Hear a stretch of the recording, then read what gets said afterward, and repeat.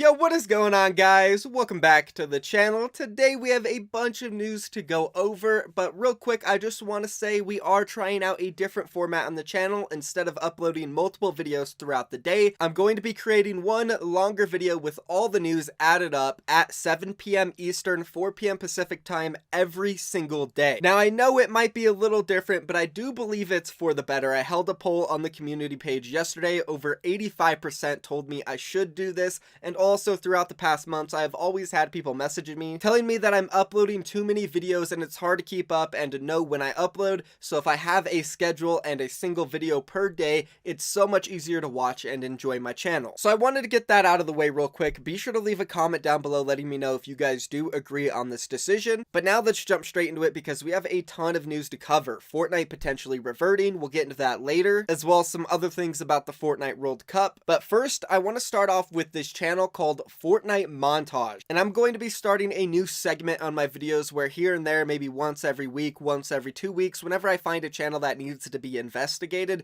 we will take a look at it and decide whether or not it should be on YouTube or not. And in today's video, I wholeheartedly believe that this channel should not be uploading these types of videos. They're extremely inappropriate. And if you don't believe me, let's go ahead and just take a look at some of the thumbnails and titles. In this video, we have TSM Slappy Dating Pokimane confirmed. Now that's a huge yikes from me, guys. For those of you who do not know, if you check on famousbirthdays.com, Pokimane is 22 years old. And I'm sure most of you guys already know, Slappy's extremely young. He's only 15. You know, it's clickbait. Yeah, it's clickbait. I clickbait here and there on my channels, but I find this highly inappropriate. This channel is basically fantasizing a relationship between Slappy and Pokimane, who have a 7-year age difference, and Slappy's only 15. That's really weird to me. And as I said, yes, I have done minor clickbait on my channel, and it helps you grow, and I've always admitted to that. And I would never expose or talk trash about another channel utilizing minor clickbait in order to grow. It's really needed on this platform. And without it, I definitely wouldn't have 250k subs, and you might not even be watching my channel right now. The issue here is what he's clickbaiting about. Now, going through his channel, you'll notice a lot of clickbait like this. For example, another one, FaZe HiSky bullies and trolls his sister in front of thousands of viewers. And in this video, HiSky definitely doesn't bully his sister. He's just playing with her like any brother and sister would at their age. There's nothing wrong about it. And to prove it to you guys, let's roll the clip that's on that video. Go sit on the chair. You're gonna stream.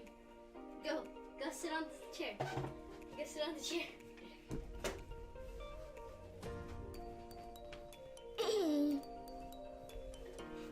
I'll be right back. I'm sorry.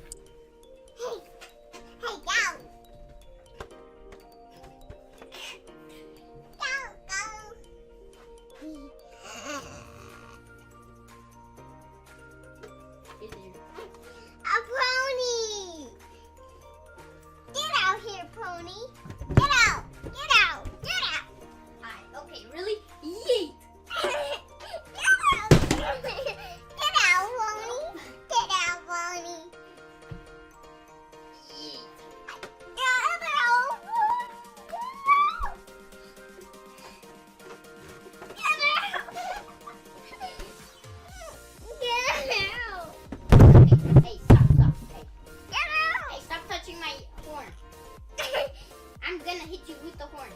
No. Okay, bye-bye. You're not strong. You sure about that? I'm strong. Get out! Hey, come on, man. That was my headphones.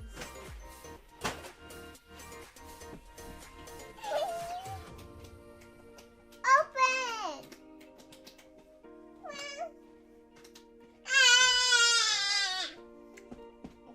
So yeah, there's no issue here. Two young siblings just playing together as they should at their age. And again, if you don't think this is bad, this is where it gets way, way, way worse, guys. This video of HiSky supposedly bullying his sister is actually just recycled footage from a video he made last week that got 1 million views titled "The Most Embarrassing Moments of HiSky's Stream." And then as you can see, the thumbnail is his sister crawling over him with the text, "Don't look." And then of course the embarrassing emoji, and then HiSky looking embarrassed. And when I was looking at all of the videos on this channel, I didn't even realize it was his little sister because I hadn't clicked on any of them at the time. You can't really tell who that is. It could be his mom, it could be anybody, which regardless of who it was on the thumbnail, it definitely still wouldn't be appropriate. But the fact that it's his little sister is just disgusting. And again, it's just recycled footage of that clip you just saw. So as stated at the beginning, I do not believe this YouTube channel should be a YouTube channel. And I get it, some people love to say, oh man, the Fortnite guy, he's such a jerk, he's such a scumbag, he likes to capitalize off other people's drama to make money. Well, if people think me covering drama and news is scummy, imagine what they would think about this channel capitalizing off of stuff like this. I think it's absolutely awful, guys. I would love to know what you think down in the comments. Be sure to leave one. Maybe if enough of us report this channel, something could happen, but you never know with YouTube. That's going to be it for the investigating segment. We can move on now and go ahead and talk about Fortnite and their latest tweet, which is kind of hinting at a siphon revert. Let's go ahead and take a look at what they said on Twitter earlier today. Snap, balance will be restored. Downtime for the 8.5 update starts tomorrow, April 25th at 5 a.m. Eastern. Now I know this could be a few different things. Obviously with the Avengers Endgame coming out tomorrow, they're hyping it up. They got skins and stuff, a huge collab. It makes sense that this could be about that. But it could also easily be about the siphon changes that they made in 8.2 that we all hated and have been just flaming Epic Games about for months now. I could see them reverting those changes. And I could also see the best of both worlds here and it be about both of them. We get these Avenger updates and we also get the revert on siphon. And if you think about it, I really do believe that Epic Games will actually revert in this patch because there's no reason for them not to. The community has spoken throughout the past 2 months.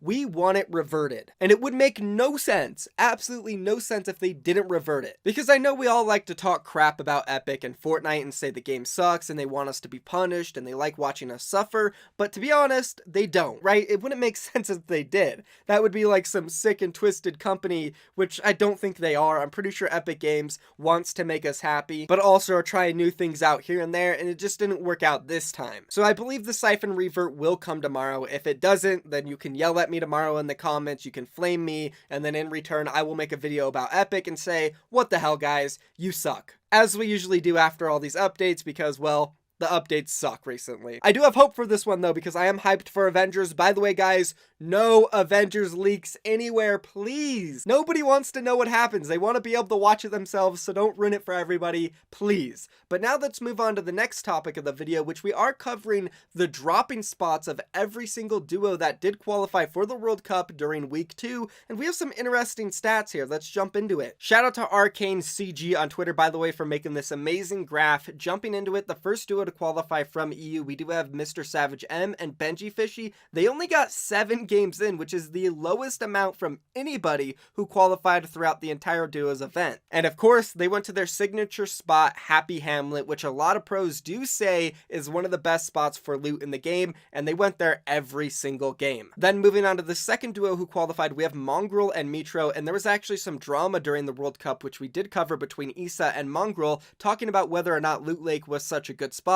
and if it was the best spot to drop in the game. They played a total of 8 games, so one more extra than Mr. Savage M and Benji, and they went to their spot every single game as well. Moving on to the next one, we do have Stompy and Chicken coming through as the third duo in EU to qualify. They went to Frosty Flights almost every single game. They went Paradise Palms randomly in game 8. Must have been a random switch up decision. Wanted to get another extra game in. Moving on to the next duo, we do have Scram and Mex who went to Snobby Shores all of their games, besides in game 7 they went to Tilted. Moving on to the next duo out of NA East, we do have Crims and Spades who got first place. They had some interesting drops here. They dropped Paradise Palms a few times. They also went Tilted Towers a few times. Moving on to the next one, we have Skeptic and Clicks. We actually talked to them on this channel. They said they split Tilted Towers and Viking. They actually went to Tilted 6 games out of 9 and went to Viking only 3. That's crazy. In the next game, we have Tyler 15 and Linane coming out. They dropped a lot at Junk Junction and the areas around it. Pretty much all of their games there. Arkham and Falconer, who qualified out of NA West, they went to Westworld every single game, 10 out of 10. Then out of the Brazilian region, we have Nyx and PF Zin. They went to Snobby Shores all of their games. They only played a total of 8. Then we have the Korean duo Scarlet and Bell coming out. They went to Happy Hamlet most of their games. They did go to Tilted Towers twice out of 10.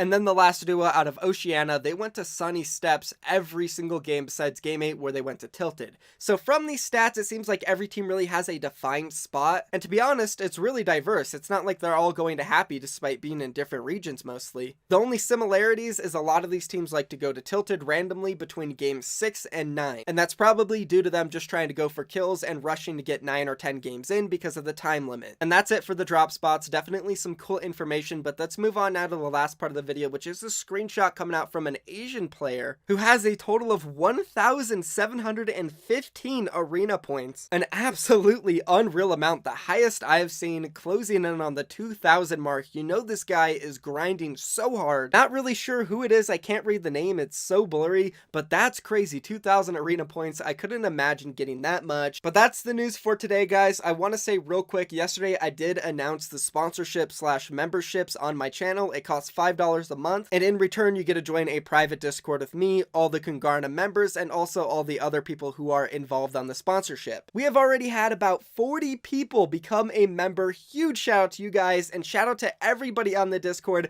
Here's a screenshot. You guys can see your names. You guys are absolutely amazing. Thank you so much for supporting me. Thank you, thank you, thank you. If you guys want to become a member, you get some cool perks. Go ahead and click the join button down below next to the subscribe button. There's definitely no pressure to join, but if you do, that would be awesome. As well as that, you can use my supporter creator code tomorrow when all the Avengers skins drops. It's the Fortnite guy. Be sure to tweet a video of you using the code out to me on Twitter and I'll follow you back. That's going to be it, guys. Thank you for watching. I'm out of here. Peace.